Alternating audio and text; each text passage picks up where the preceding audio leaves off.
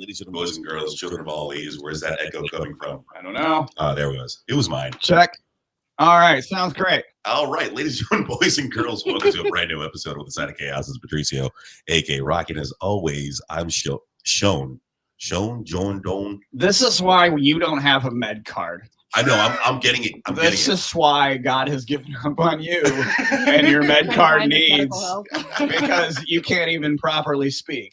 Dude, even like getting in your entire tool is useless. As I was pulling in, I think Kat saw how pissed off I was. And it was just like everything that like I tried to set things up on time, and then one thing or another. Basically everything collapses. You need to start using a 10-minute buffer. I know these are things you don't like to use because you don't like flexibility in anything in your life, but guess what? That 10-minute buffer would have probably saved all of us a lot of fucking problems. AKA Salty Aaron, and of course. He likes his woman flexible. Well, I do not. I don't. Pat likes mobile. That's it. Pat's like, I don't have a preference. Ambidextrous, you know what I mean? You see, I was going to go with limp porn, but here we just stop there. And then, you know what? We always like throw out a name for her, but you know what? Alex, do your thing. Hi, I'm Alex. The Def Leppard of 2023. AKA Lil Sicky. I know. Lil Sicky. This woman, that's all my business. This woman caught the Matalo virus, the monkeypox, the German flu. She caught everything. She survived some of the Nazi testing vaccines. You know what I mean? She survived them all. You are a super soldier. Despite all of my wishes, I will never be put out of my misery. No, you are what eternity looks like. You know what I mean? Fucking Tuck Everlasting over here. It's ridiculous. Well, no, because like getting into like these last 3-4 weeks, or if not episodes, we've had some problems here and there with scheduling, with getting things in order. Yeah. But like I was more concerned about we were concerned about your health. Yeah, because I was like, it's 4 weeks. How much longer does she have to incubate the Ebola virus? I'm like, what the fuck are you doing in your apartment? Still brewing. It's like, we got enough yeast now, guys. Like she's doing the whole time, and sorry we're shitting on you because like y'all always shit on me, but like she was making a remix of the coronavirus this entire time, and she was literally. Quarantine and shit. I was doing Pitbull was getting paid somehow. You know what I mean? And the development of your antivirus. So now she's here with us. We're so happy. I know. It's like the trio is finally back. Like we finally got Ringo. Everybody. The Beatles. Wait, what? They suck. Oh man! Wow! What a place to start. Because you know what? I used to be just like you up until like 3 months ago, 4 months ago. Now it's not my top 5 of Spotify. It defeated everything else in 2023. 2022. The issue is they have bad stats. They have good songs? Absolutely. But 15 out of 300 fucking songs is a failing grade. I want you to understand that something. I'm a Beatles fan. I'm a Beatles fan of 2 albums, and that's all you need to be a Beatles fan. Because if you're doing Beatlemania, you know what? Then you can be my dad. All right, that shit is trash. I mean, I want to hold your hand. Now, shut the fuck up. You know what I mean? I understand why the Nazis did what they did. You know that is like your third reference to the Nazis. I'm sorry. I've watched a lot of documentaries recently. Nothing else is on TV. I did not see that coming. You did not? Oh, that joke sucks. Neither did the Jews. Whoa. You heard it here first, guys. Right here. Well, with the Side of Chaos. Let's do it. All right. But Alex, you do look better. You're in better spirits, better shape. And how's life? How are you doing? I'm just glad when I leave my house now. I'm like, wow, look at that tree. It's so green and look pretty. Look at this stuff, isn't it neat? I'm just like, wow. We were driving the other day down the road, Andrew and I, and I was like, am I just not leaving my house, or is there usually this many cars pulled over on the side of the road? Like, are there usually this many car crashes? And he's like, yes, it's fucking Florida. Like, he's like, you just haven't left your house in like 3 weeks. And I was like, oh God. You've been when you've been allowed outside, you were able to gaze upon a water, and then you see the interstate beyond. But if you go the other way, it's Florida as fuck everywhere you go. You're allowed to go to everywhere the light touches. Just don't go to the dark side. You must never go there, Alex. Okay? God, you know I've never seen that. That's fine. You know what? At this point, we're just giving them. All right. I mean, you said fuck the Beatles and Star Wars isn't that good to you. I understand. I get it. You know what? I get it. You wish Corona won, but it didn't. Get over it. And it's your morning show. And, no, and I hate to say it, but like Alex has like a valid point when it comes to the stats on the Beatles. Like, hey man, you just need to listen to 2 albums. Like I said, you listen to Abbey Road, and you listen to Revolver on Super Deluxe. You have 48 good songs to listen to, and you never have to listen to anything like "I'm Gonna Hold Your Hand." If I got 48 questions right out of a 300 question test, I would fail that test. It's fine. It's fine. I mean, wait, you should have seen how they did music back then. It wasn't so like many fucking songs. I want you to understand something. I heard something the other day that really puts the time stamp on something. There's a band that I've been listening to, and one of our mutual guests really enjoys this band, who was here earlier. Yeah, for a few moments. It's called the Electric Prunes, all right? And now the music is not that fantastic or anything. It's early psychedelic, but in the middle of their discography, wait till you hear the Electric Prunes with the new Vox wah pedal. It will jazz up their sound. Like, they didn't even know what a fucking wah pedal was for half of the stuff. Like, they got what was considered evolutionary at the time. They Paul McCartney received like this Japanese keyboard. It was supposed to be the most sophisticated thing in the world. And I mean, at the time, it probably was. What did he do with it? He played fucking Christmas carols. You know what I mean? It's a time to be alive, I guess. You know. Okay. I'm serious. You know what's a time to be alive? Every time that you, well, no, not every time, but the one time that you and I went to the Sausage Castle. That okay? That's the segue. That's the segue. Really? All right. Okay. So with that being said, a few weeks ago, Salt and I went out to the Sausage Castle. A few weeks ago was. When was it? It was in November of last year. It was October of last year. October, because it was the Halloween party thing. We've already talked about it. Yeah, we have. But the thing is, like, I've gone back to the Sausage Castle 2 more times. 3 more times. I went back. That's why it's more concurrent for you, is because you keep going to the Sausage Castle. And it's fucking awesome. I have a great time because I meet awesome people. I met this interlope. More or less, yeah. And no, it's always fun because, like I said, I meet some really amazing people, and I'm still friends with a lot of the people that I met at Sausage Castle all those times that I've gone. Hot dog finds the bun. Yeah. It totally does. And last night I got to go out to the Improv. Yeah. Yeah, and dude, I ran into you. And I'm like, what the fuck are you doing here? Coworker. They're coworkers. Yeah. For me, for you, they're not. So imagine walking up to an Improv and being like, "Aaron, what are you doing here?" Like, what the fuck? I'm trying to do coke in the bathroom. You fuck. What are you? I'm here to pick up stuff. Yeah, it's meeting other comedians, of course. And while I'm there, I actually went with my friend Sandra. I went with Sandra last night. You're not Sharon? That's why, like, I had to stop myself because the entire time, like, I was with this girl last night. I'm introducing her. Oh, this is Sharon. It's Sean. I'm like, damn, I really. You're still not getting her name. Sandra. Sandra, like Sandra, but with an accent aigu. You know what I mean? Sandra. Like Sandra, but with an umlaut.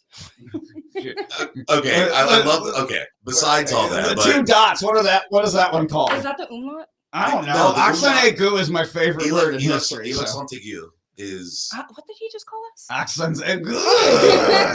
I'm calling you peasants in French. I'm calling you baby then. But, you are urine. I'm at the Improv last night watching 10+10 show, hosted by Cal Miller, who's an amazing comic here in Orlando, and the lineup was insane, and I fucking loved it. I had a great time. I don't know if it was a date or not, but we had a really, really badass time.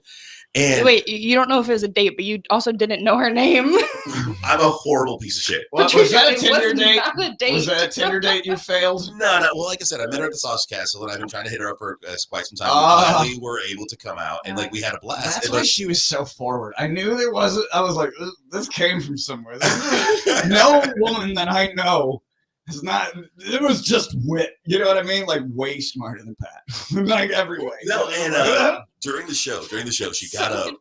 During the show, she got up, went to the bathroom, and then she's like, "Bro, yo, homeboy from the Sausage Castle is here." I'm like, "Okay, cool. We'll talk to them after the show." He's like, "But no, you want to go say hi?" I'm like, "There's a comic on the stage right now. We're not going to interrupt. Just have a conversation with whoever is here from the Sausage Castle." Who was from the Sausage Castle? Yeah, who had met the Sausage Castle. And when I met this dude, I think all hell was just like sort of dying down at that point, and we were just on the couch, just chilling, having a good time, and the conversation just like went livid.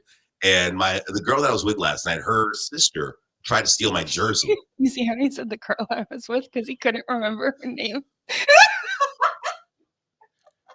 Sandra. Okay, the name of the episode today is Sandra is your name.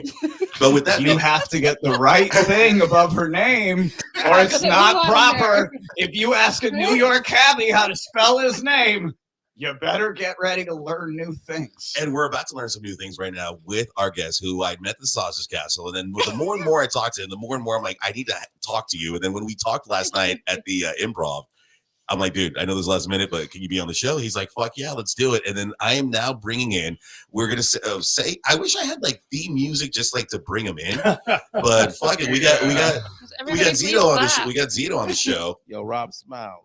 You pressed the wrong button. It was better than no button. I mean, you know. Yeah, that's talk about a walk. Welcome to the show. It's Taco Tuesday today. I'm 100% all about emotional damage. That's pretty much what I am. No, we got Zito. No, wait. That was the right button. Damage over here. We got Zito on the show tonight. And dude, thank you so much for coming out. I really appreciate it. 100%.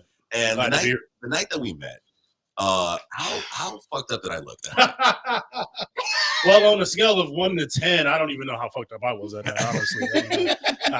The crazy thing about it is I know how to keep my, fucked up abilities very well, so I hide them very nicely. So he's been very comfortable, and we've been making almost abundant eye contact this whole time. Yeah, while I've been talking. 100%. Yeah, I was like, this guy's got what it takes. Yeah.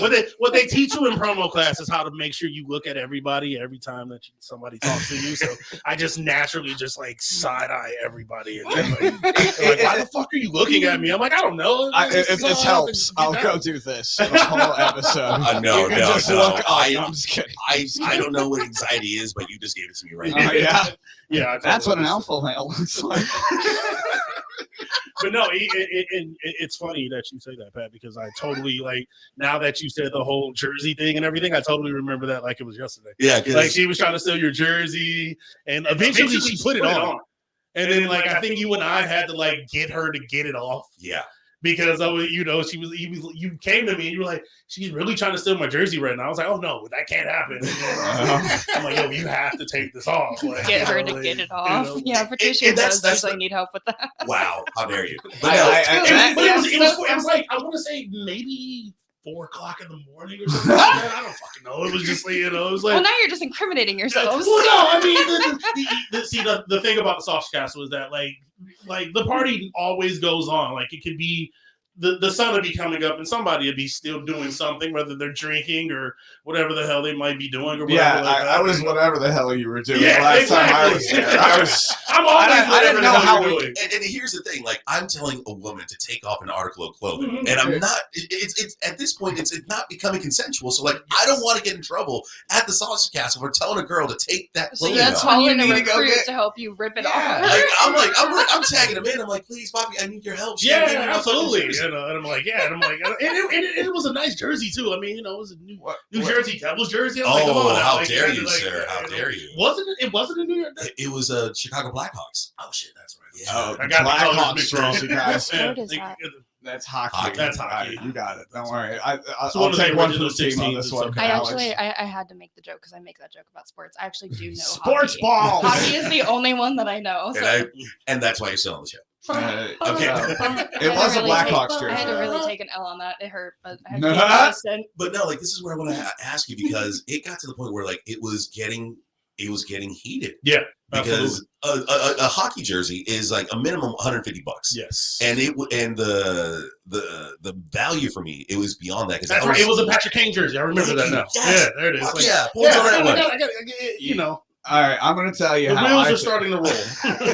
So a member of the Chaos Party needed to seek help to get his jersey back. Yes. Was the Chaos too hot for you? No. I mean, you treated him like an NPC.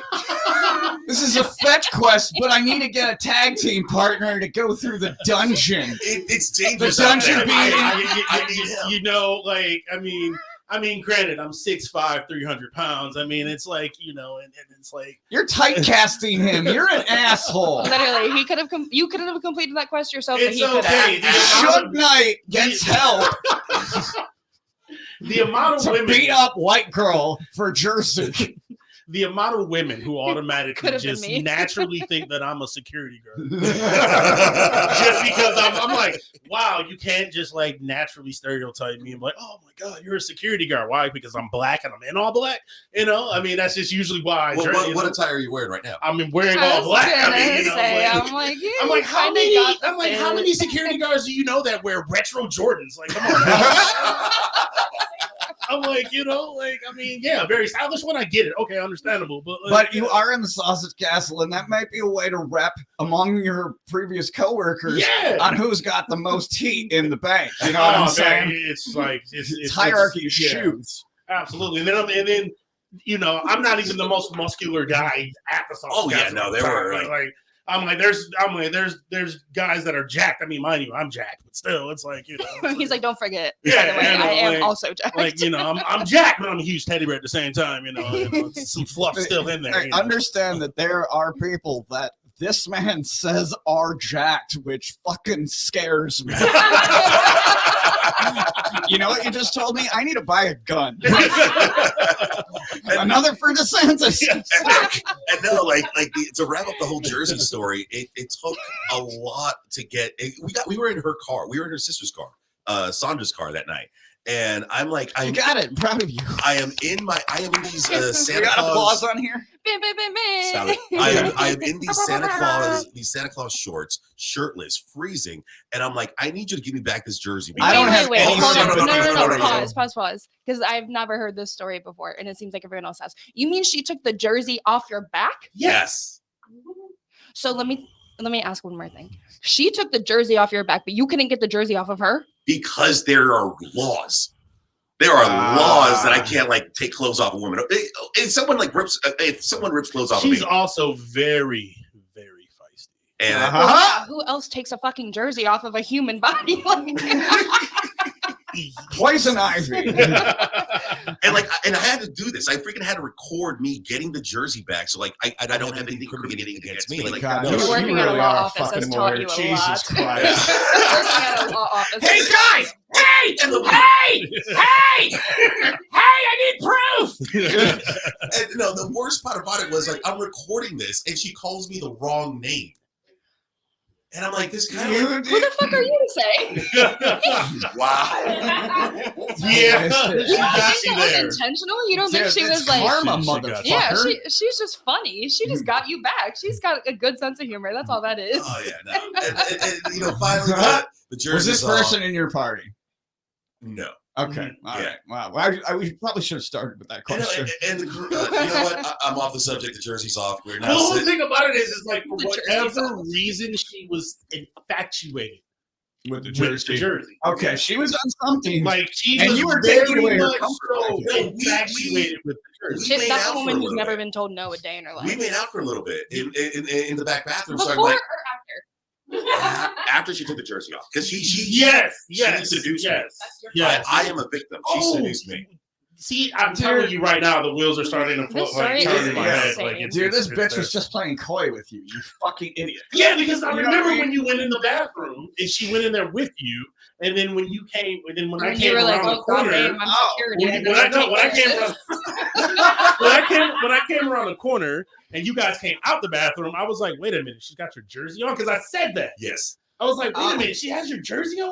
Why does she have your jersey on? I was very heated for the fact that she had his jersey on. And he was okay with it. I was like, all right, cool. This was the Christmas night where I blacked out and Trey Cyrus was there. And then Joey Fatone showed up out of nowhere. Trey Cyrus was there? Yeah. Like the Shake It Metro Station? Yes. Boy, I still bump that album. I got that CD. I got that CD in my collection.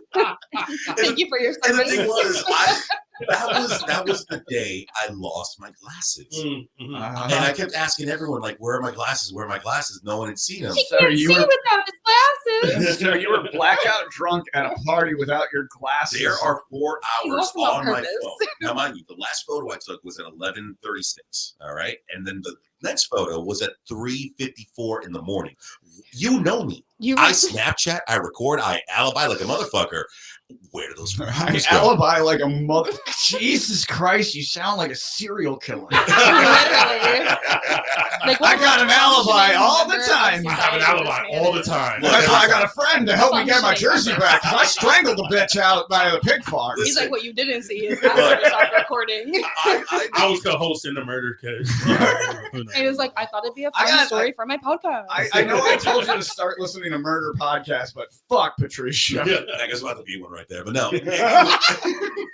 We're going to be with a side of killer. I'm sorry. We're going to opposite the Kardashians. It's going to be the side of killer, killer with a C. I don't have what you guys have. What's that? White. What? Dude, I am brown. I'm just black. So it happens that way. Okay. So I always have to have that. Okay. I can't even say I'm Sicilian and black because I am Sicilian and black, but it's still like, no, you're just black, motherfucker. Okay, so like, but I can make a mean fucking pasta. Right. I'm going to deflate this fucking air balloon right now. I'm going to deflate this fucking air balloon. Are you telling me that you needed help in the sausage to get your jersey back after you were fucking the girl in the bathroom? She was feisty. It was not on the bathroom. She was not. She was feisty. She was feisty. Who else fucks Patricio in a bathroom? Oh, well, it's the fucking sausage castle. Sounds like fucking Weenie Hut Jr. over here. Weenie Hut Jr. You get it where you can when you can. You know, it's just one of those things. Like on video. No, I'm not. No. You get it where you can when you can. You know, like, Pat, I'm gonna start. You may have to do it on the swing set, on the playground, but it's okay. That's like a whole different type of crime. That's where I spend most of my days. Yeah. Alex, I have a new idea for with the side of chaos. Are you ready? I'm ready. We mutually know a guy named Miguel. And Miguel does the security cameras over at the Sausage Castle. We're going to get the fucking real story behind this whole bullshit shenanigans. And once it plays out, we can see who the real victim of the altercation. Show me the receipts. I want to see your dumbass from 11:36 to 3:09 a.m. Because guess what, you fucking horror movie aficionado? 3:09 is not just a regular number. That's a fucking horror movie.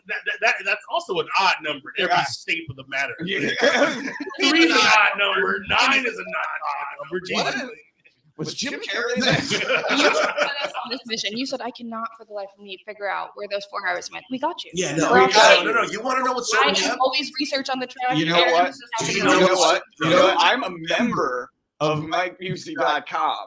I have access to all of these fucking footage already. I'll just record your stupid ass. Well, I know for a fact that so when I sobered up, and this is probably on the website, I sobered up and I was in a hot tub with 3 naked women, fucking squirrel, all painted up and everything. Now my wife's not gonna allow me to go back. You're a piece of shit. Thank you. She's our one launcher. Fuck you, man. All right, great. Thanks. Oh man, but no, I'm going to strip clubs, but I'm gonna be. It's a house of Christ, I guarantee. You came to in a hot tub of 3 naked women. Yeah. That sounds like a bad stew. Dude, I was actually a part of that. You were one of the naked women? No, yes. I love was. that. Yeah, absolutely. That's why I was flaunting my pets, just But no, like I can't take this. This is why did you take us down the Sausage Castle way? Well, no, now we're leaving the Sausage Castle because when are we going to see Little Peep? Why did you slide us down the bun path? Never. Oh. And so when him and I were talking, and then we ran into each other at the Improv last night. Yep.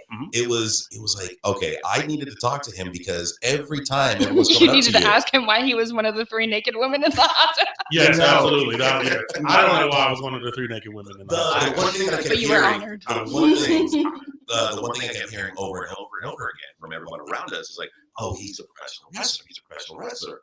And I want to talk more. Like, I know Zito's a wrestler already, but I really want to talk more about you and the Sausage Castle and why. Oh yeah, we're gonna get to that. We're gonna explore that for sure. I'm setting up your OnlyFans based off this. I'll manage it. I'll only take a small it's called percentage. Rocky's Pecker. You know what I mean? And bad decisions. For $9.99 a month. 14. Come on. Okay, 14. My feet videos make $39.99 a month. His feet are hideous, so imagine if they weren't. Yeah. It's fugly.com, everybody. Hashtag salty feet. It's not true. I'm gonna make an OnlyFans only flexing my pecs. You're not gonna see any of my Terry beard or any Crews of my is face. pissed. He's like, fuck you. Just all flexing my pecs all day long. He's like, you're taking my. Yeah, absolutely. I made him flex them to the beat of your favorite song. You can only use uncopyrighted Yeah, songs. you gotta work out. No, your favorite Christmas songs. I will flex my pecs. Only use uncopyrighted songs, which is hilarious. Just Yes. imagine trying to find a pec flex uncopyrighted songs that you can use. Just some ridiculous shit. But no, when everyone kept telling me that, I'm like, okay, I want to talk to him, and then substantiating your alibi. yeah, well, no, now like we're transitioning out of the Sausage Castle. We'll come back to the Sausage Castle later. But Zito, like, Wait, you are a big dude.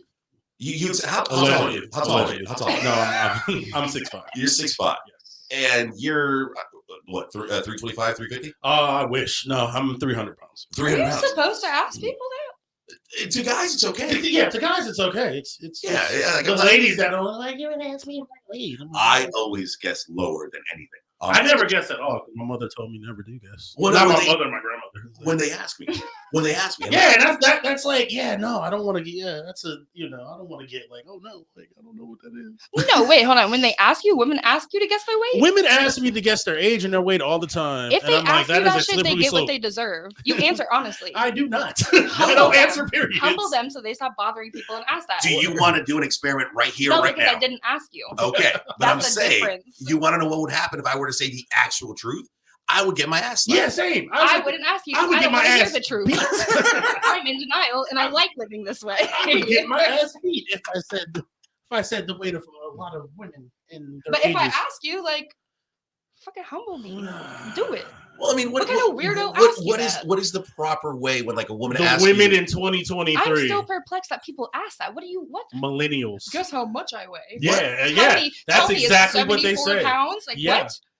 Zito, let me ask you So I something. look like what am I working at the deli counter? We're going to come back to you right now, but I'm going to ask you something. Have you ever had a woman ask you, "Oh, how do I look?" Like in Yes. regards to their dress? Absolutely. And what do you say? I always tell them the honest truth. The honest truth. The honest truth. Now, do they take it as you're telling the truth, or that you're lying? No, most of the time they take it that I'm actually telling the truth. Because every time that in every relationship that I've been in, they ask me, "Oh, how does this look? Does this look nice?" And I, honest to God, say, "You look great. You look amazing." Because here's the thing: you're my. I don't want to say it like that, but you're. No, I know what you mean. You're yeah, my person. I think that's a nice thing to You're say. my partner, and you're beautiful in my eyes. Okay.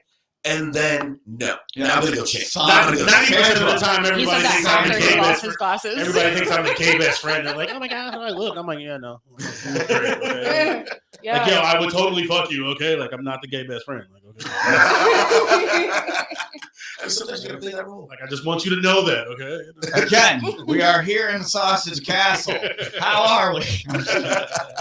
Just change the buildings. That's Yes. So that That's just a night, relish and on last that night, I wanted to ask you more because everyone kept telling me you're a professional wrestler. Mhm. But I wanted to hear it from you, and I wanted to hear like what you do because you're part of one of the biggest companies in the world. Yes, I am. And tell me what you do. I throw around and pick on people smaller than me and sometimes bigger than me. And how long you been doing this? And I do. We've been trying to subdue Suge Knight for at least the longest time. Now, I've been He ran me over.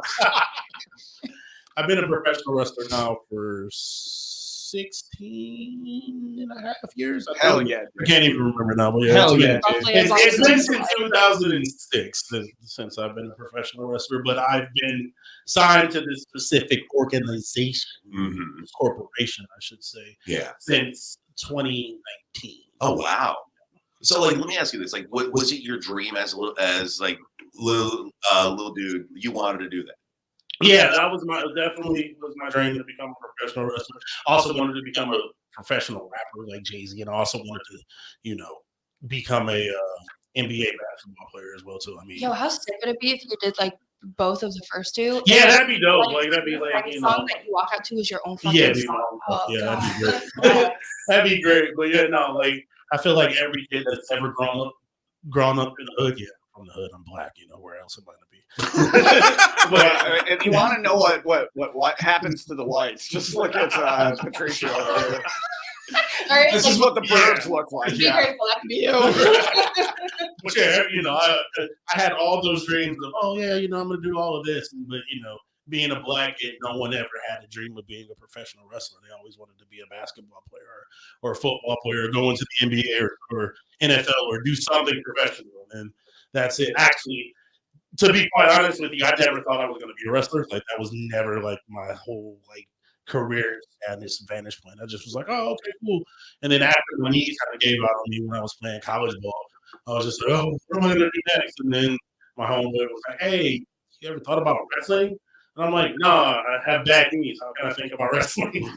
And he's like, no, man, you should definitely come and try out, see what it's all about. And, I was like, all right, whatever. And then, we went to a wrestling school. And from there, I was like, all right, cool. This might actually be something that I can do, whatever like that. And then everybody was like, oh my God, you're so big. You're so agile. How the fuck are you so big? You just move so quickly. I was like, I don't know. That was just a gift. I don't know. I'm black.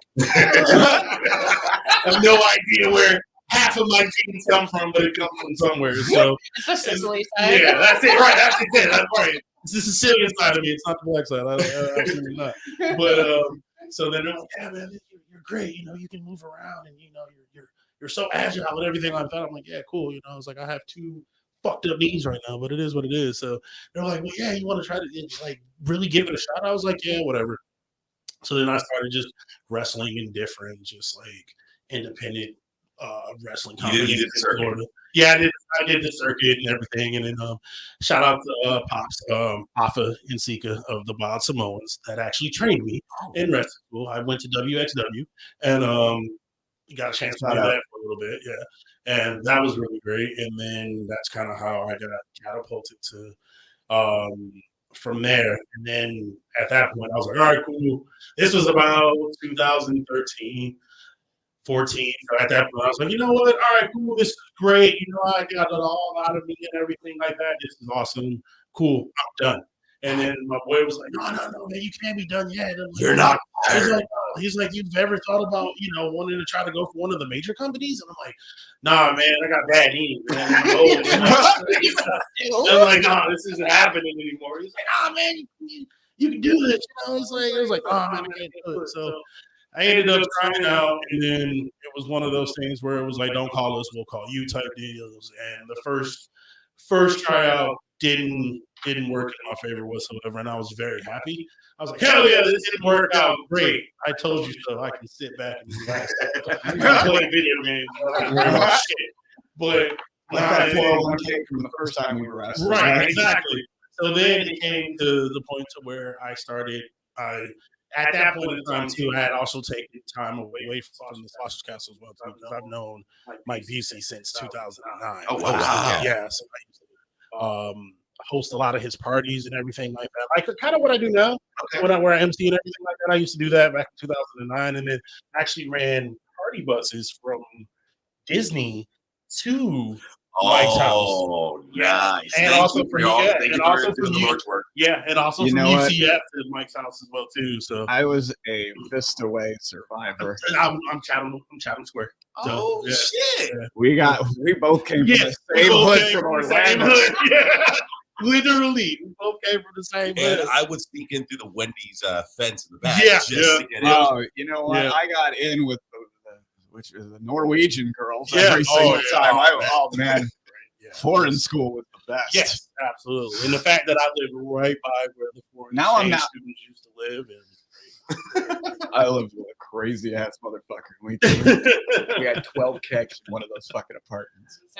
Kat, check your Facebook Messenger. Yeah, I think when I first lived in Chatham Square, I actually got kicked out of my one apartment because everybody they all hated me. They were all just a bunch of nerds and everything like that. And I just was here I am, like bright-eyed 21-year-old. I'm like, fuck this, fuck that. I don't give a fuck about all you guys. Like, you can't see me. And then, it was just like pounding my chest every time I could because it was like, basically, I was literally on like steroids when I wasn't on steroids. Right. Just, in my head, I was just naturally just on steroids because I was just jacked. So I was just like, whatever. I'm just big as hell. And everybody's like, he's scary as fuck because you're just so big. And I'm like, well, that's just it. But like some girls were like, oh my God, he's big as hell, he's amazing, It's like, yeah. So I used to like run laps around I can't even think of where it is now, around Chatham Square. I can't even think of Mickey's Retreat. Yes,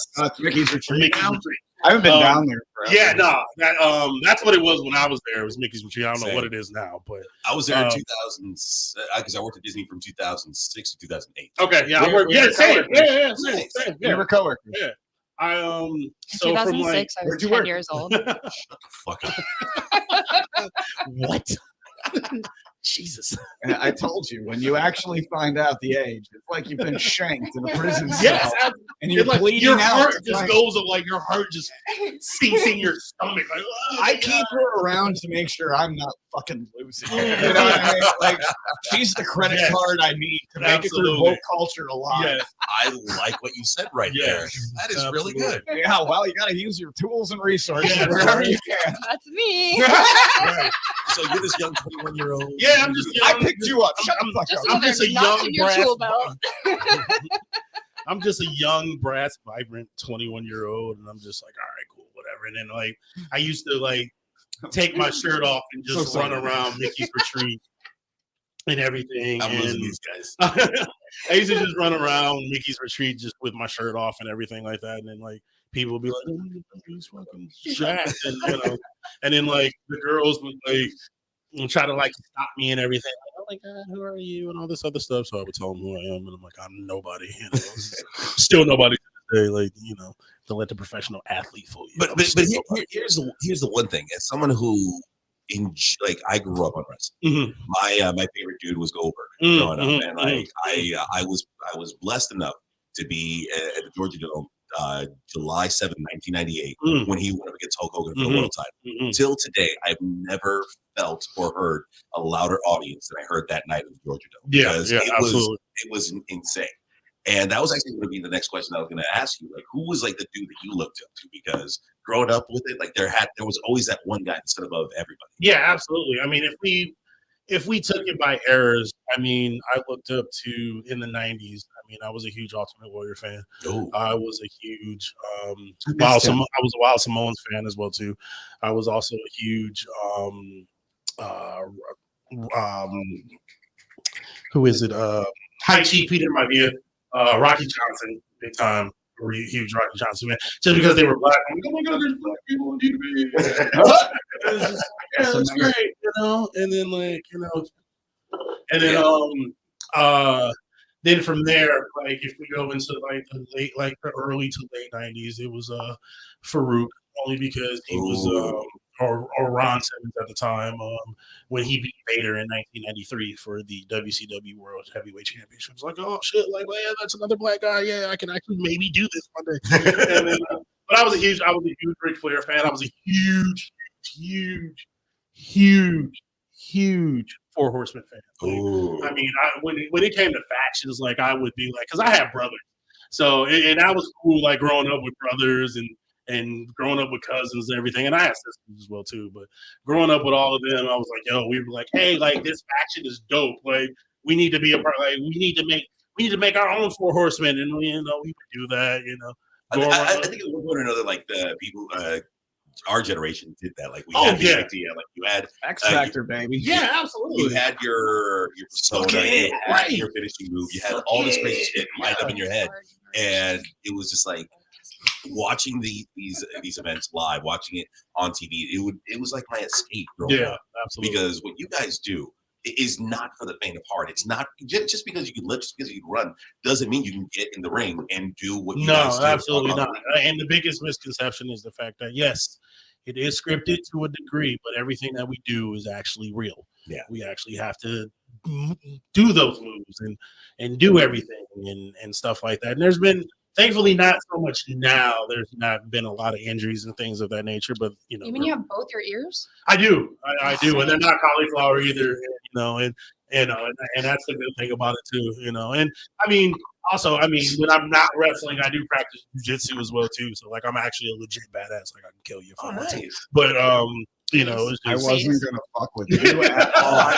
You said even fake wrestling is still someone I'm not going to attempt to fuck with. Yeah, like, you get a level of mental strength from martial arts, because I did Aikido and Judo for a year.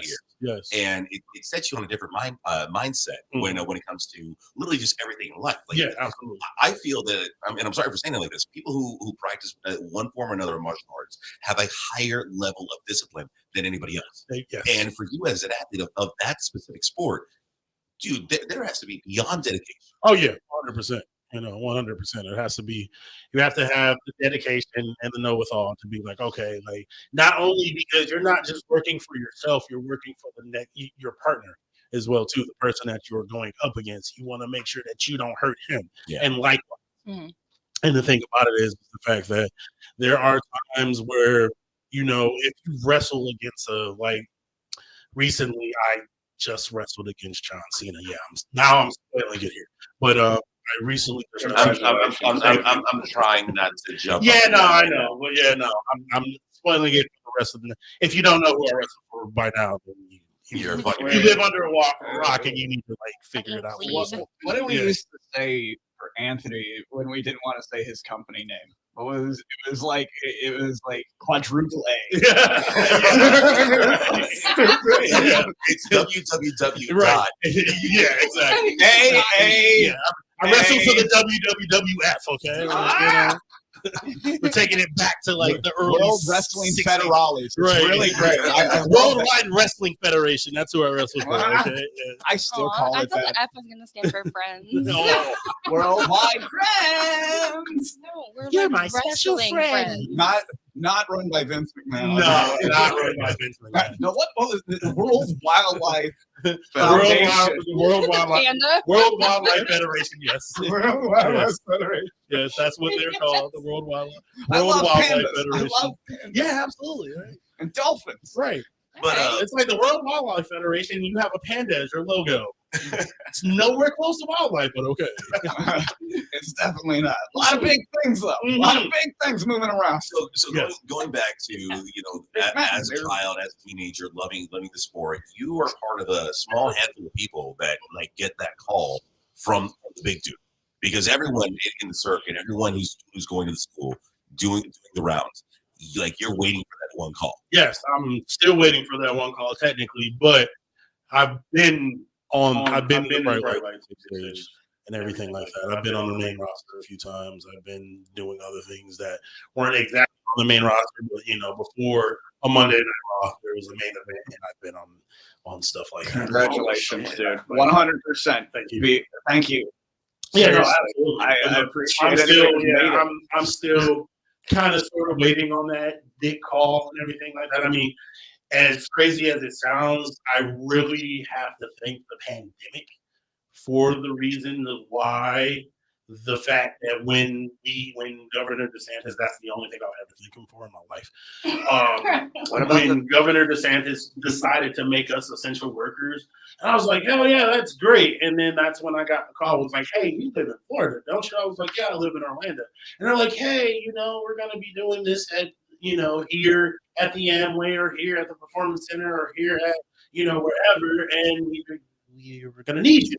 I was like, cool, all right, I'm with it. And then it went from did everything. I was NXT, Raw, SmackDown.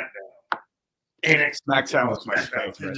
So it was just and now I'm really spoiling it for everybody. So if you really don't know, absolutely fucking ridiculous, and you really need to go. Mike Busey says he's a great security guard. That's his career. Yes. Thank you, Mike. I am 100%. Just got that text. Yes, all right. Absolutely. 100%. Your job is safe. Yes, I am. And Also, I do, and when I do go out with Mike and everything like that, I do double up as his security guard and everything like that, and I don't have a problem with that whatsoever. I use my size for my advantage. I mean, why not? I use mine to run away from white women because they apparently want. I do not run away from. I do not run away from white women. You know, I do. I've been told this, and I said I don't know any white women who want me at all. I've given up. I don't know any white women who want me either, but for whatever reason, you know, hey, I don't run away from white women, so. You know. Ladies, so I'm gonna share something. I'm gonna share something personal. That were you in that bathroom doing what we think you were fucking doing? And then, since your shirt was off, she snagged it and said, "Fuck you! I'm keeping this as a memento." We're gonna go back to the sausage castle. That's gonna be great. I want to do this. Yes. She's like, "No, please! This is on my scavenger hunt list." I need to take a jersey off of a Puerto Rican white man. Yeah.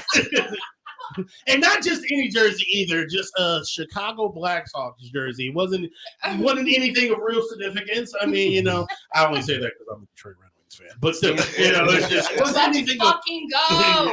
Let's fucking go. That's right. But it wasn't anything of real significance. It was just the fact that she just needed the jersey at the time. Yeah. I don't know why. Because it was on her scavenger hunt list. We already covered this. So I've seen the blow-up houses outside. There is no reason for anything there. You're giving people free reign to God intended. Yes.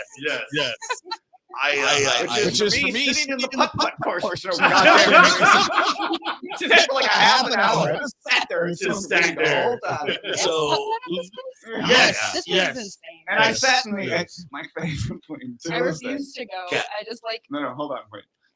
You might want to go. I'm going to tell you why. Because I went as a sober person who is high, and it was the greatest fun I've ever seen in my entire life when I walked into a 1993 playground where the Soviet children are burned against the walls because it is a fucking playground at night. It is terrifying. Yes. Fucking Chernobyl. Yes. It is Chernobyl. Wait, did you say Sharon Noble? Yeah, I did. That's also called her Sandra Stephanie or whatever you call her. Sharon. I gotta stop you because I have a really big question because I've met a lot of wrestlers in my life, but I've never had a chance to like sit down and have this conversation because here's the thing. Like I said earlier, interject really quick. I want everyone that's viewing to know that Aaron is holding a normal size Coke can. That is how small his hands are. You don't want to see how big my hands are. But referencing back that I was not Donald. Fuck It's you. a normal size Coke can. I was a huge Goldberg fan, and the thing that stood out to me was his entrance. Yes. Now, if you don't know how his entrance was, you come out to the entranceway, and sparks would hit his body, his bare body. He would inhale the smoke from these sparks and blow it out. And it was so beautiful. It's like absolutely shit's about to go down. And I got drunk one night, and I got a lot of these sparkler shits that shot out. Like there were these fireworks, all right. And I taped them up to the tree, and we recorded me as a Mexican Goldberg because I had the WCW title, and I'm walking out, and I'm in underneath these sparks, and they're hitting me. Now, before I did that, I soaked myself in water. I'm like, maybe this will absorb some of the heat. And I will show you the video because it is on YouTube. It is on YouTube. Why is that not your entrance profile for everything? You need to take your picture off where you seem like an alpha and put that on there. And then you don't even need a comedy crew. No, you got that video of you failing. It would take you so far. And with the editing that I did, I cut out some clips from Raw, and it made it seem like I was in front of thousands of people. Oh man! Your TikTok would finally pop off if you posted that. Because I was a huge fucking fan, and I put myself through this misery. Now, the reason why I was just like, did you paint yourself gold? No, that's gold dust. How dare you? And like the energy, like how it would be. So this is the one question I want to ask you before you, right when you're behind the curtains and you go out and you're in front of 20, 30,000 plus people. Like, what's going through your mind? Well, it's one of those things. It's almost like the fact that I've got a chance to play in front of like tens and 5 to 10 thousands of people before with college basketball and stuff like that. The one thing, it's like I just go into like a zone and then I don't even really see the crowd or anything like that. All I see is the ring, and I just go to the ring, and that's it. And then when I get in the ring, the only time I ever hear anybody is when I hear the referee, and then I hear my opponent because we're normally talking or whatever like that, and then that's it. And like very rarely do I ever hear the crowd unless I open my ears up, and then I'm like, oh shit, you're actually cheering for me. Okay, cool, because I'm a heel, so I'm like, wow, you're cheering for me. I'm like, you're not supposed to do that. So then I'm like reacting to the crowd or whatnot. But other than that, it's just like that's it. Like I don't get nervous or anything like that, and that's crazy. Like I don't understand why I don't get nervous. Like you think you're like, oh my god, like you're getting ready to go and everything, and it's still so surreal to me. Like it still really hasn't hit me. Like when I walk out, like when I walk to Gorilla, that's what we call before you go into the curtain and see everybody. But when I walk to Gorilla, like I look to the left of me, I'm like, wow, that's Triple H. Wow, that's Shawn Michaels. Damn, you're both my bosses. Wow. Cool, no problem. And then I'm like, wow, that's fucking, goddamn Road Dogg over there. All right, cool. That's great. And then I see my friend over in the thing, and he's like, yeah, bro, you're gonna do great. And I'm like, yeah, I know. Fuck you. And then, and then all of a sudden my music hits, and I'm like, shit, oh, that's me. And then I'm like, all right, let me go do my thing, and then that's it. But like, you it's go to still ask them for an autograph, and they're like, check your paycheck. I want to. Incredible. Let me ask you this: is it a blur for you? Yes. Yeah. 100%. Same thing. It's weird. Yeah, it's weird. No, just that whatever that time frame is. Yeah, like I can't even explain it to you how. It's just more or less like you don't even know. It's like you literally are the sober version of blacking out.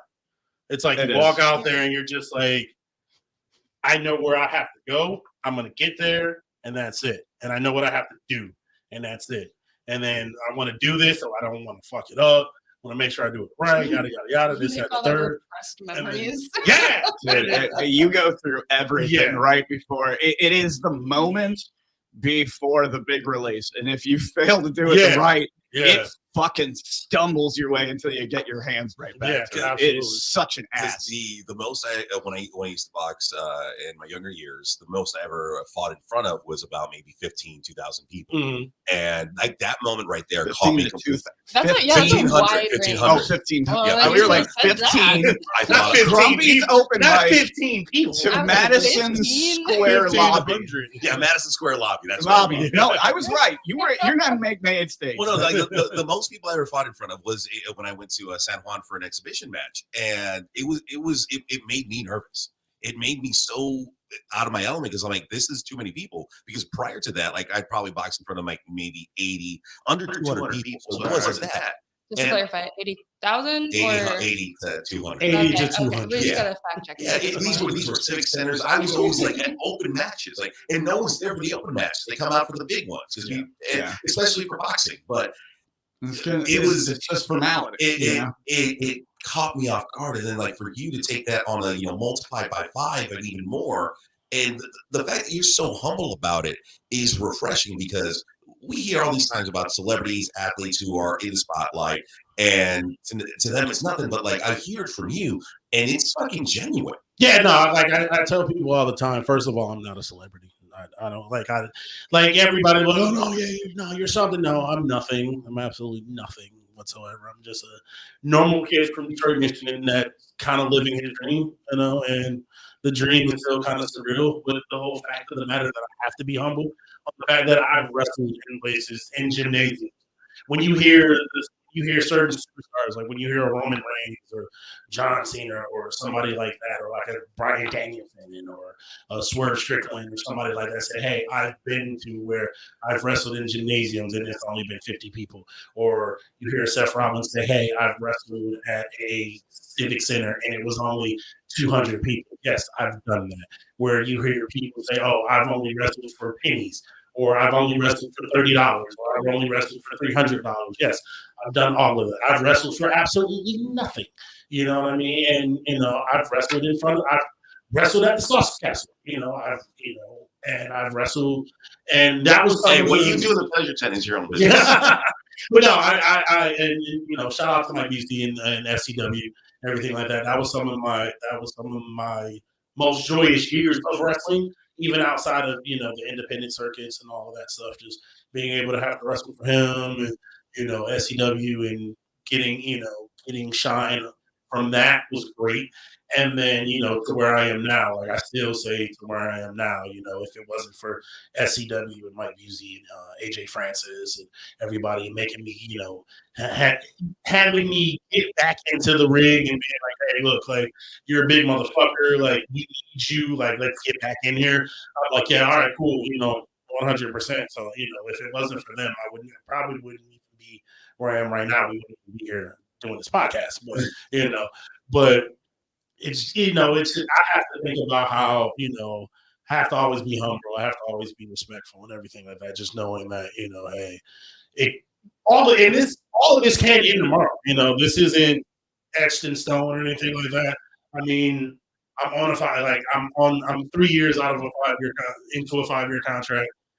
That could end tomorrow. You know what I'm saying? And there were points in time that during the pandemic I thought it was going to end. Like I thought it was going to be, that was it, And I've had friends who are now in other companies, AEW, Impact Wrestling, things of that nature, that were in the WWE and got released. My good friend, I call him my brother, AJ Francis, actually got released from WWE during the pandemic. My other friend, Swerve Strickland, who's now in AEW, he got released as well too. I've had friends that have gotten released who have now started to come back into the limelight again, have been signed to WWE and everything like that. And the good thing about my boss is that he's been righting a lot of wrongs, and I love it. Getting these people back, having these people, doing what they're doing and everything like that. Because during the pandemic and everything like that, we didn't know what was going to happen. We didn't know if we were going to get bought out. We didn't know if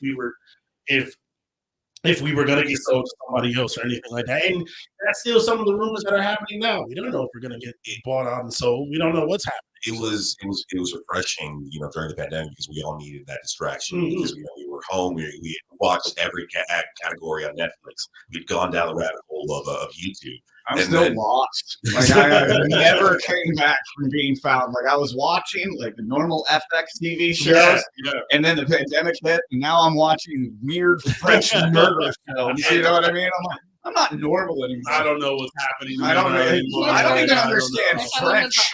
I was watching the weird French murder films, and now I'm watching. Now you're consenting to watching Marvel with your friends. I'm going to pause here real quick. I just want to make sure. Are you cool with 10 more minutes? I'm cool with an hour. I don't care. Like I have nothing going on. We're doing 15 minutes, and that's it. We're wrapping up after 15 minutes. But I want to ask you this, man. Yeah. Because during the pandemic, we had all these rules and regulations, like 6 feet apart. You don't do this. Sanitize everything. And then you guys are literally eating each other's face. You guys are throwing each other during a fucking pandemic. You guys were putting not only your body, your health, your well-being on the line to entertain the world. Yeah. Was that not what they're always doing? Exactly, but at that specific time, it was a higher level of danger.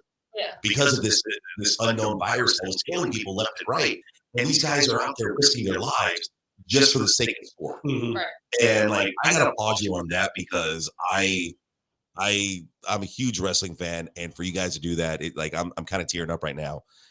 You guys provide a service that it's not just entertainment. There are people who this is their livelihood. This gets them away from all the crap that is in their lives. Because the stories that you guys are a part of, the evolution of the story itself, the evolution of the character. Mm-hmm. One day you're the good guy, the next week you're the bad guy. Yeah, and it keeps the certain group of people on their toes, and they just love the storyline. So from a fan to the performer to the athlete to you're a badass motherfucker. Thank you for everything that you've done. Yeah, no, absolutely. And keep on doing, bro. Yeah, no, thank you. Absolutely. 100%. I mean, I I love when I get the chance to hear stories like that, you know, to be able to provide a service and, you know, be able to help anybody that's like, you know, going through whatever, like a depression or anything like that. When people DM me and say, hey, like, you know, like I love your story and everything like that, or, you know, what you just went down and everything like that, you know, it's cool. And then, you know, just to share a little personal side of what I've been going through and everything like that. I just recently lost my brother on Tuesday. And my condolences. Thank you. And my brother was not only a huge fan of me, but a huge fan of wrestling. And for the fact that I know he was wanting to go to the show that we have at the Amway Center on Monday and everything like that. But just for the fact that, like, you know, he's not gonna be here to see that, or just more importantly, like any show that I was at or anything that I was a part of, he was always there. And if he couldn't make it, he'd be like, yo, bro, I couldn't make it. I'm sorry, but I want to hear everything that you did. Like, what match did you do? Like, how did it go? Did you win? Did you lose? Da, da, da, this, that, and the third. And, you know, he was a DJ in the Orlando scene and the downtown scene and everything like that, EDM and stuff like that. He just did his first EDC in November. So, you know, he was very proud about that and everything like that. I'm so sorry to ask. Yeah. Who was your brother? His name was Nicholas Moose. Yeah. That was my brother. But so it was just, you know, one of those things. So, but, you know, just for, you know, him to be able to, you know, get a chance to see me and everything like that, you know. And it still hasn't given me yet anything like that. And it probably never will, to be quite honest with you. Like, that'll be one of the, probably the one shot that I'll always have that'll be in the back of my head that is just like, yo, like, this won't be real. Like, I probably will call him or try to call him when I get out of here. Like, damn, you're not going to answer your phone. All right, what it is. But yeah, so it was just, you know, that's what it is in that regard. But other than that, you know, it just, when I get people telling me stories about the fact that, hey, like, I was going through a hard depression and I got a chance to see you wrestle, or the fact that, hey, I was going through some hardships and stuff like that, and, you know, I got a chance to meet you and everything like that and just talk to you and everything like that. That's why I'm so humble, and that's why I'm so, like, always, you know, personable to everybody, because you never know what somebody else is going through. You never know what, you know, anybody, you know, what they're dealing with in their personal lives and everything like that. So if for that 1 second or that 10 minutes that you get a chance to talk to me or whatever like that, you know, like, I try to just be as humble as possible. And, you know, because I don't know if I'm ever going to see you again, and vice versa for me as well too. So it's just one of those things that it's like, hey, you know, I try to take as many pictures as I can, you know, even if I don't feel like I want to take any pictures at all. I try, you know, somebody wants to take a picture with me, I try to take a picture with them, you know, and everything like that, because, you know, like I said, all of this, it's way bigger than me, because I know it can all end tomorrow. Yeah. And, you know, that's just the whole thing about it, is that I try to live my life knowing that I may wake up tomorrow and I'm no longer doing what I love. And that's understandable. I mean, life goes on, but, you know, there's other people that are dealing with far more worse than I could ever dream of or ever could deal with. And those are the strong people. I'm nobody when it comes to that. Those are the ones that are strong and the ones that have to keep going and stuff like that. So, well, from one nobody to another. Thank you for all you fucking did, man. Absolutely. So, that was very powerful. Thank you so much, man. Like, I've never. I don't think very rare that Aaron and I don't know how to make a joke out of something and just like sit back and shut up. That was very powerful. We're very candid on our show. For sharing that with thank us. you. And we've heard some wild stories. I've heard some wild stories in the past 4 years that I've been doing this show, from suicide to mental health to everything. But Blackhawks jerseys. See, that's what I mean. I'm like, it's very rare. I've never ever teared up on an episode, and like this is the first one for me. So thank you for. I don't know. I've hurt your feelings sometimes, and you cry. You cry like a little girl. I've seen it. You get off camera, he's like, "Don't be me." We also have another shot over there for you. But as we're nearing the end, here's the one question I'm going to ask you. Mm-hmm. So you being part of this this sport, this art, as a performer, like who was like the one dude that like, holy shit, he's right there? My boss. Which one? Triple H. Triple H. Hunter Hearst Helmsley. Yes. I'm like, wow, you're right there. And then he, like, the very first time I met him, he walks up to me and he's like, hey, Paul, how are you doing? I'm like, hey, Zito, nice to meet you. He's like, yeah, I know who you are. I was like, I know who you are too. We both know who each other are. You know? He's like, are you good? Are you nervous? Like, do you need anything? I was like, no. I was like, I'm just soaking it all in and everything like that. He was like, good. Like, keep doing that. I'm proud of you. I was like, thank you so much. And, everything like that. And it was just one of those things that I was like, yeah, that's great. And then, like, I haven't physically met The Rock, but I've seen The Rock. Like, he's been within 50 feet of me, but I couldn't go over there and be like, oh shit, hey, it's Dwayne Johnson. But it was that, and then Dwayne Johnson, call him by his legal name. I actually made a Rock joke the other night. I said I'm going to dedicate this set to The Rock. And then I think I want to say, but there's multiple people as well too. The Undertaker. Yeah. So I have a question for you. Mm-hmm. What is your favorite King of the Ring, and why is it Mick Foley versus the Undertaker? Definitely not Mick Foley versus the Undertaker. That's definitely not one of my favorites. It was when the snake guy.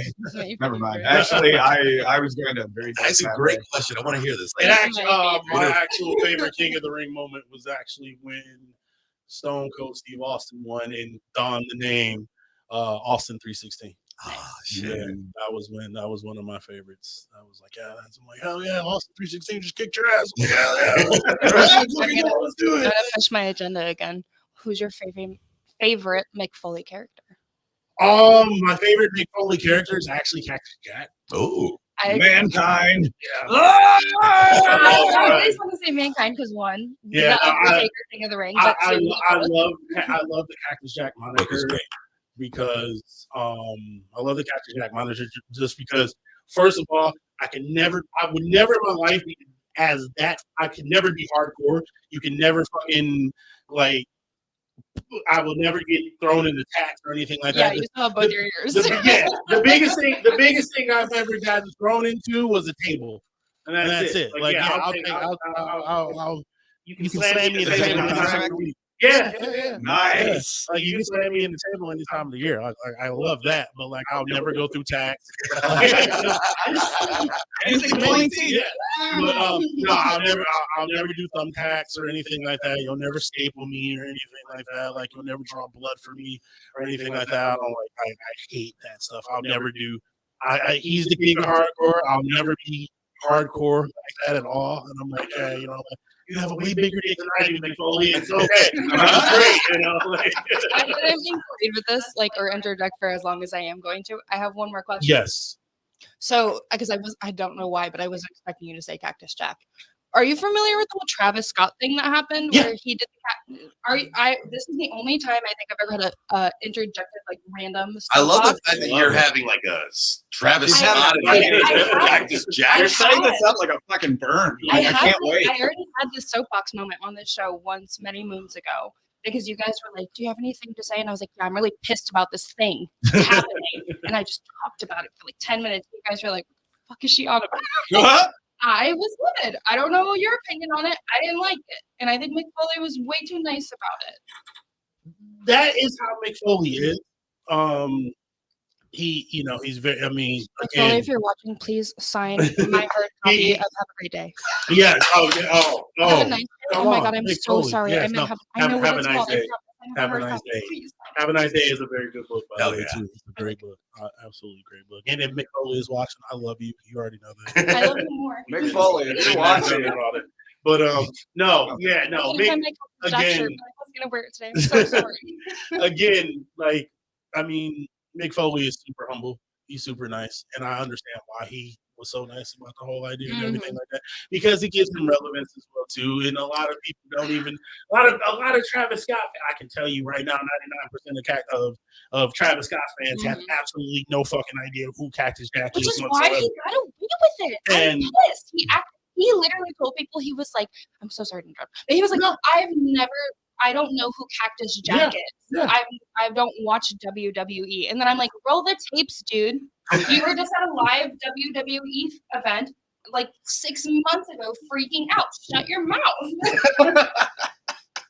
Yep. Oh man, Travis Scott.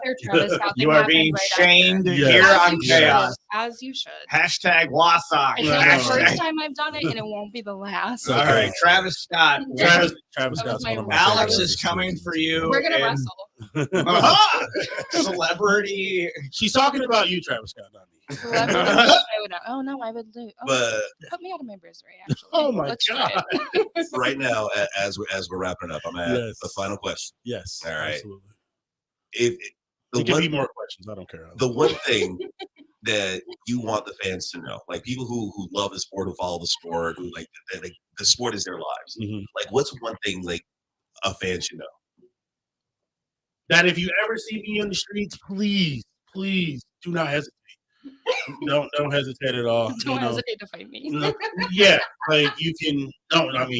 Don't fight me, but but if you see me on the streets or whatever like that, or you just see me out and about or whatever like that, don't hesitate. Like, I will talk to you. You know what I'm saying? Even if it's 5 minutes or whatever like that. I mean, if I'm in a rush, I will still talk to you, because I understand that everybody. I'll never be that guy that's like, oh my god, I'm in a complete rush, I need to go. Like, no, I'll still talk to you, whatever like that. You know what I'm saying? Like, but yeah, if you see me out or whatever like that, yeah, cool. You do whatever you have to do or whatever like that. If you see me with a white woman though, get the fuck away. Basically, if they're watching this podcast, don't hit you up. Yeah, like you can hit me up, like. You can hit me up. That's cool. But if you see me out to dinner somewhere, or if you see me at Disney with a white girl, no, just leave me alone. He's like, I'm pulling moves. Listen here. I'm a huge Disney fan. I'm a huge Disney buff. I have an annual pass and everything. I go anytime I don't have to do anything. Has an annual pass. Anytime I have the most expensive annual pass you possibly have in Disney. If I don't have to, no, I ain't got no money. He gave it to Disney for the annual pass. Exactly, right. I don't have no. Right, I don't have no money. You can. We go have some. Yeah, we can. Yes, absolutely, 100%. As a matter of fact, if we going to be our guest, you can. He's like, you're their guest, not mine. Right. Yeah. You be my guest. That's it. My guest passes are half price. That's how they work. Right. Exactly. No, I don't have money like that. But that's basically it. You know what I'm saying? If you see me out and about or whatever like that, say what's up. Zito, thank you. So much for coming out here, man. This was an awesome treat. Absolutely. Great job. I want to come back. If I can. Not so much of a wrestler aspect. You know what I'm saying? Just shoot shit. Like, and definitely, like we have what's called panel episodes. And panel episodes, we have literally 3 different people from completely different aspects. Yeah. We'll have a pastor. We'll have we will not have a fucking pastor on the show. A rabbi, a priest, and a minister walking to a bar. But I trust the cockney bastard more than I trust your mom to come on the show. I'm just kidding. Again. So almost days. Okay. A pastor and evangelist. Right. I know not to fuck with your mom. Why did I? No, don't fuck with my mom and don't talk about my mom. There are 2 rules on this show. Oh shit! I crossed both of them. Yeah, she pulled a taser on a guest. They know each other. It's more. I'm going to be 100% honest with you. I am physically scared of Alex. 100%.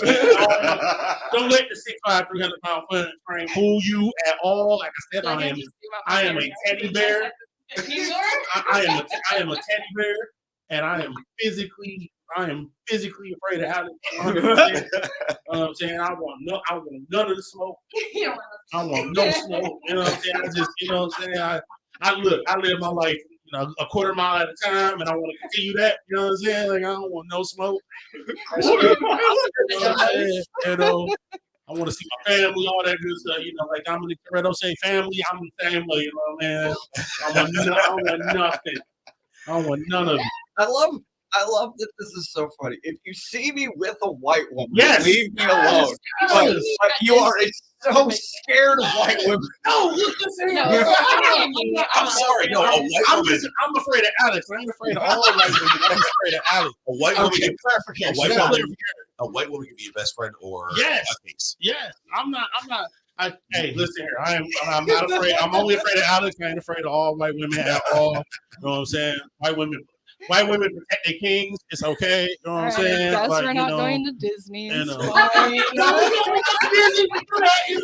price. I'll give you my pass. Half price. We can go to Disney because I know I'll be safe. You know what I mean? I'm at Disney. I'm safe. You know what I'm saying? They know you can't hurt me at Disney. You know what I mean? Good. Am I your white friend? What? Am I your white friend? No, you're my crazy friend. Okay, good. I just want to make sure I'm his white friend. You're his white friend? Yeah, I'm his white friend. Damn it. Y'all are friends. Weird. White friend. If you want to see, I'm Rob Styles' white friend. If you want to see Zito in action, WWE is going to be at the Amway this Monday. Yes.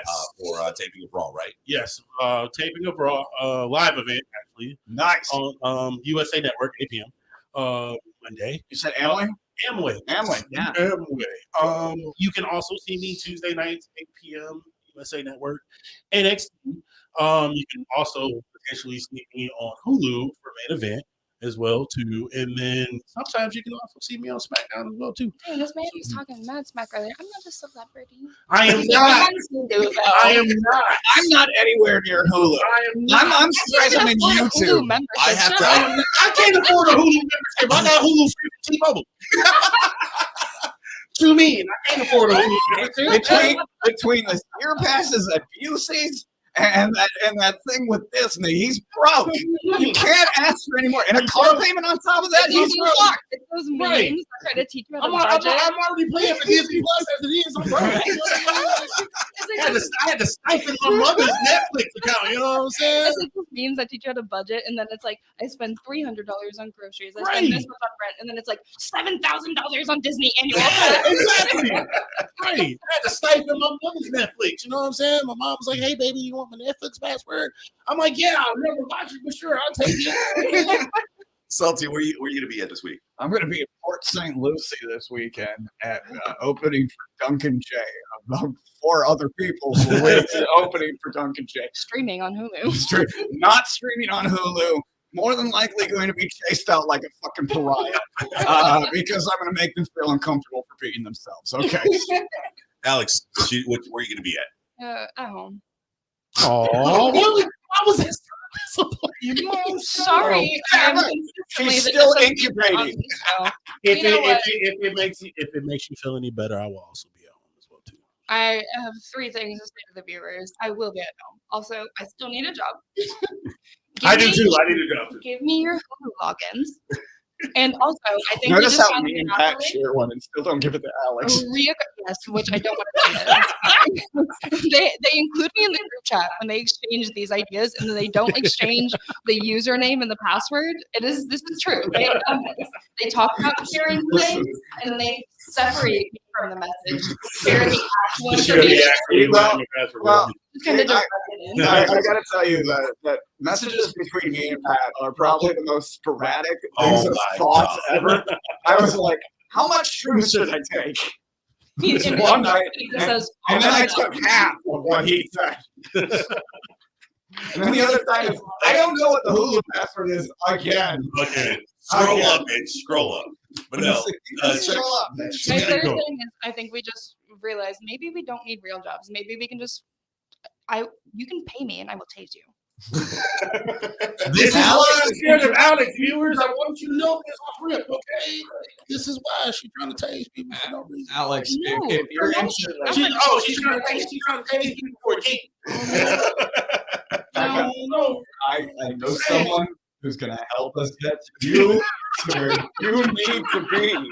And And you know him, so we got Oh, some business. next week. Yeah, we're gonna talk about this off air. But yeah. We can make this happen. Yes, we. If We you are were to know going. how Yes, to we can. Yes, we can. Yes, we can. But check us out. And it's Black History Month. Yes, we can. That's all I'm saying it like that. You know what I mean? Yes, we can. Check us out for a live recording of Woodstock and Chaos at Graffiti Junction, Thornton Park, meeting at 6 o'clock, February 15th. Yeah, the day after you're getting dumped. Yeah, that is National Dumping Day. That is actually. Yeah.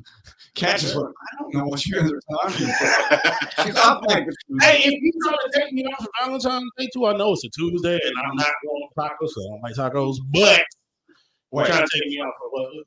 did you just say you didn't like tacos? Nah, I mean, I'm more of a burrito guy. Okay, that's fair. That's fair. We do So not.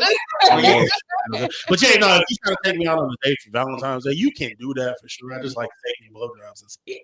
Steak and blowjobs. Steak and blowjobs. Like a March goddamn I'll American. get you some flowers. if you're a woman who 28th, loves March Courtney, that 28th. steak is and Alex. blowjobs. Steak and blowjobs. Amen. March 28th. Steak and blowjobs. Okay. Oh, yeah. Save it. Yeah. And Save the date. Yeah. Save the day. Steak. By that, when I have a girlfriend, who knows? Probably not. with that, Every girl that ever dates me thinks I'm cheating. it's a curse. Yeah. On next week's episode. Yeah, right. Professional athlete doesn't get involved in relationships because they all think they're cheating. Burritos. Yeah, do it again. Emotional damage. With that being said, thank you so much, Zito. Thank you so much, Alex. Thank you so much, Salty. If you're not laughing, you're not living. Live every day, live full, but always do it. This was very It chaotic. is kind of chaotic. Chaotic. right? Yeah. Disney passes are expensive. Yes, Oh, Disney passes are. Disney resorts are expensive too, but I go to them every weekend. And all that. We'll see you guys next week. Bye.